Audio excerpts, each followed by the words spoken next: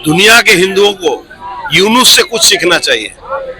एक छोटा सा देश, भारतवर्ष का कोई भी एक राज्य पकड़ लीजिए, अभी सभी लोग एक बार थूकने शुरू करें तो पूरा बांग्लादेश थूक से भर जाएगा। कि भाई बंगाल में शांति नहीं है। बंगाल में आप हिंदू के लिए बोलोगे तो बोलेंगे कि भाई आप कम्युनल हो, हिंदू के खिलाफ बोलोगे बोलेंगे सेकुलर हो। भाई आप क्या खाओगे क्या नहीं खाओगे इसके ऊपर चर्चा हो सकता है।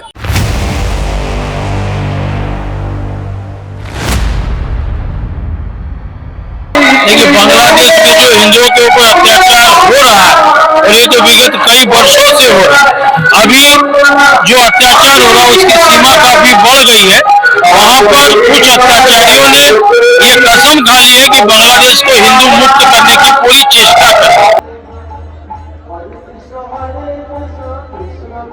देखिए, बांग्लादेश में जो सनातनियों का संघ हो रहा है ये आज से नहीं हो रहा है। ये इन लोगों ने शेख हसीना को हटाने के लिए जो आंदोलन था, इस आंदोलन के भीतर में जो हिडन जो इनका था, वो जो उनका उद्देश्य था वो हिंदुओं का नरसंहार करना था।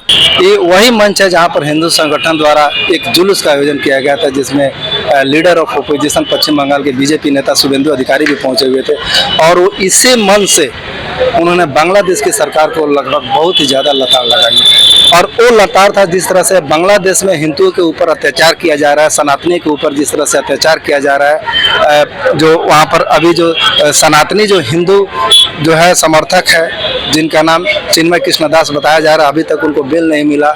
और जिस प्रकार से उनके वकील के ऊपर जानलेवा हमला किया गया है। पूरे दुनिया के हिंदुओं को यूनुस से कुछ सीखना चाहिए।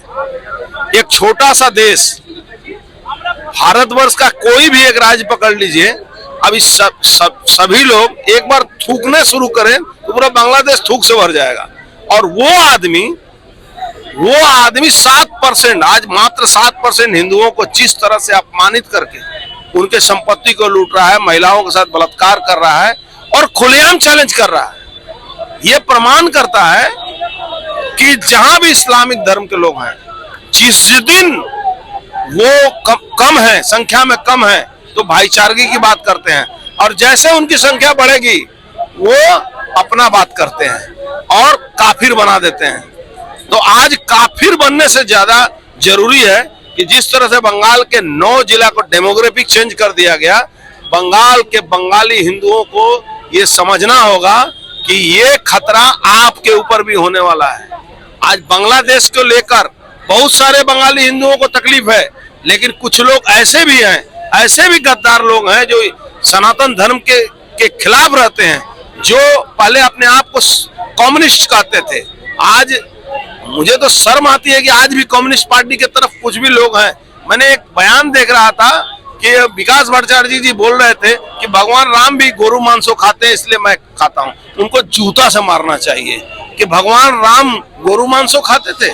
ऐसे कम्युनिस्टों के लोगों, आज भी कम्युनिस्टों पर लोग विश्वास करके उनको वोट देते हैं। इस देश से, इस दुनिया से कम्युनिस्ट मिट गए, लेकिन ये बंगाल के लोग आज भी कम्युनिस्टों को मदद करते हैं। और वो कम्युनिस्ट ये ममता बनर्जी को ममता बनर्जी का दिमाग खराब हो गया है, उनको पता है नहीं शांति सेना कैसे जाता है। अरे वो बंगाल को शांत करे ना।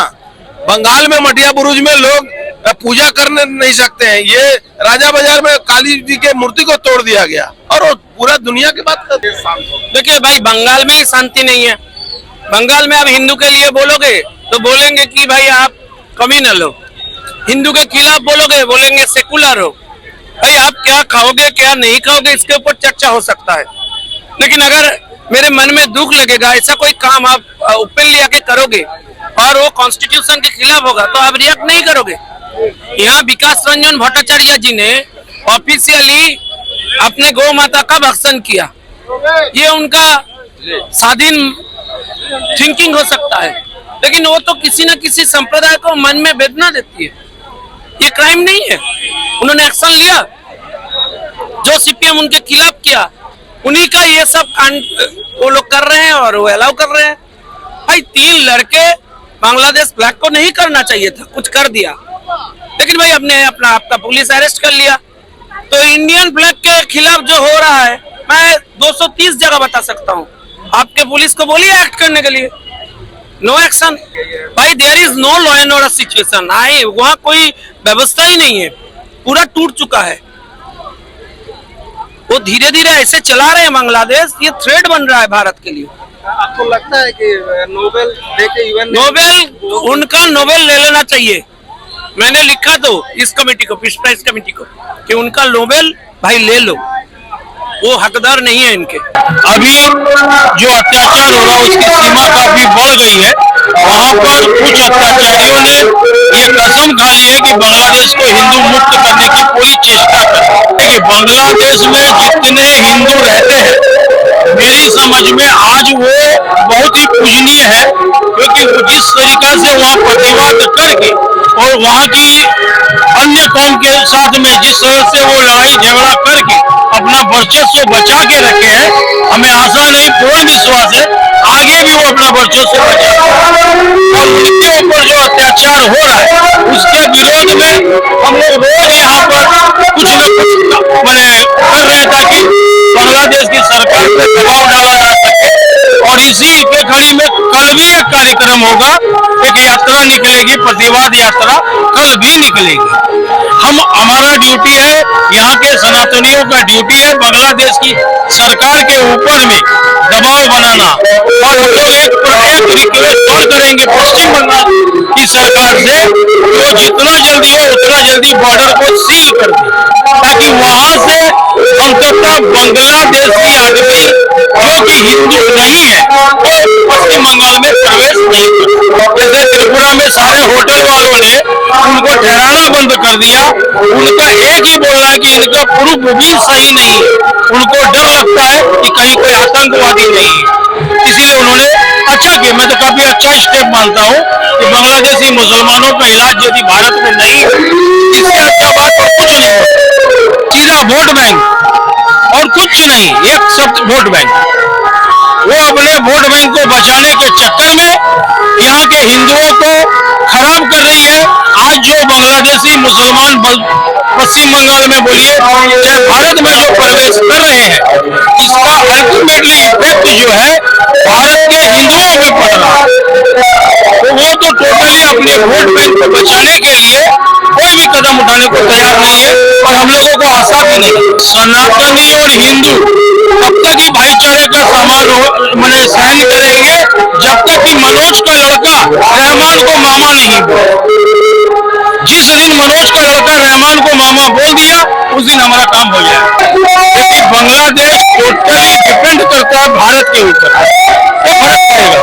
कल इंदौर में भी एक बहुत बड़ी प्रतिवाद रैली निकली, 2.5 से 3 लाख आदमी उसमें इकट्ठा हुआ, तो इसका प्रतिवाद तो पड़ेगा ही पड़ेगा, वहाँ इफेक्ट पड़ेगा ही पड़ेगा।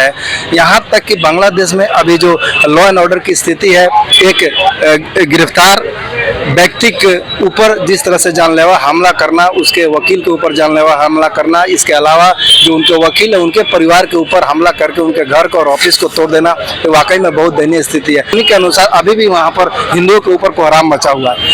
शुभेंदु अधिकारी ने इसी मन से जिहाद शब्द का इस्तेमाल किया है, और बांग्लादेश के साथ साथ उन्होंने पश्चिम बंगाल के मुख्यमंत्री यानी कि पश्चिम बंगाल के ममता बनर्जी के ऊपर भी कड़ा प्रहार किया हुआ है। उनका कहना है कि जिस मंच पर अभी हम यहाँ पर मौजूद है, जहाँ पर ये जुलूस का आयोजन किया जा रहा है, जहाँ पर जुलूस अभी हो रहा है, जहाँ से मैं अभी अपना भाषण आप लोग को दे रहा हूँ, ये माननीय हाई कोर्ट के आदेश के बाद हुआ है। मतलब यहाँ पर भी वो शुभेंदु अधिकारी का कहना है कि यहाँ पर कोई मीटिंग करने के लिए, सभा जुलूस का आयोजन करने के लिए हाई कोर्ट जाना पड़ता है। ये लीडर ऑफ ओपोजिशन का उन्होंने बहुत बड़ा आरोप लगाया हुआ ममता बनर्जी सरकार के ऊपर।